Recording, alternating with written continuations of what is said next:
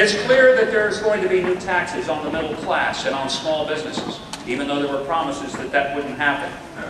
And it's also very evident that this particular health care bill, despite all the promises to the contrary, will in fact mean that there will be more unborn children who will be subjected to having their lives ended in the hideous performance of an abortion than would have been. Now, I want to be very clear about what I'm about to say, because this is not a political issue for me. Some issues are political, and I will argue with you all day long, and, you know, truthfully, we could end up never coming to terms, and there's nothing really on the line except somebody's political ideology. But I want to say something from the depths of my heart. And I've said it so many times that I want to say it with every bit of conviction within me. For me, the issue of the sanctity of every human life is not a political decision, nor a political issue. It is a moral issue, and it goes to the heart of who we are as a civilization and as a people. I know that many of you are here because you are concerned about the financial implications and the fiscal responsibility that is being completely just shred by the people of Washington.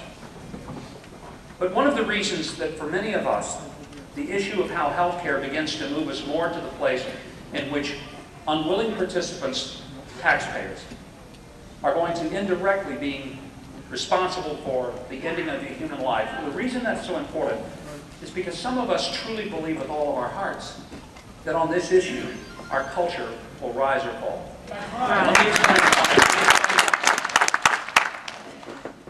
Any culture that believes that some lives are more valuable than others, that elevates some to a point of the right to live and others forfeited that right to live, has already decided that some people are worth more than others and some people are worth less than others. Our founders put it pretty clearly. They said, in these very powerful words, we hold these truths to be self-evident, that all men are created equal, and they are endowed by their Creator with certain inalienable rights.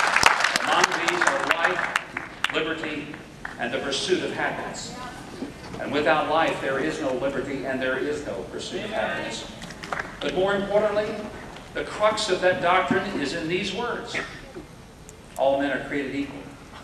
Now, our founders said it that way in 1776 and 56. Incredibly brave men signed their signatures to that document that we now call the Declaration of Independence.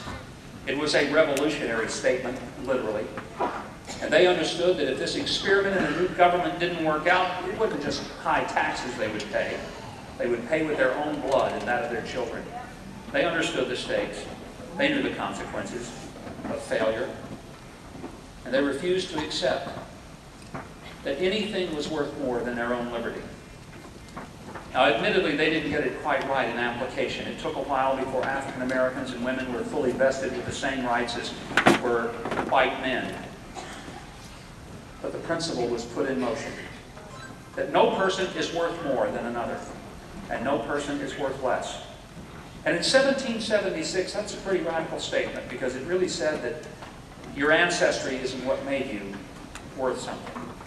Not the amount of land you owned or your last name, not how much money you had or what your occupation was.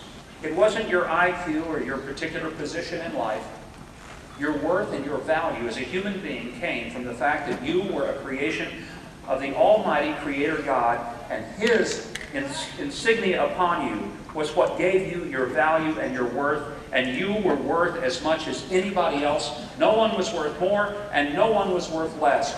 No person had a reason to show themselves with a level of pride and arrogance and indifference toward others, because every single one of us looked at each other with a sense of equality of basic intrinsic worth and value.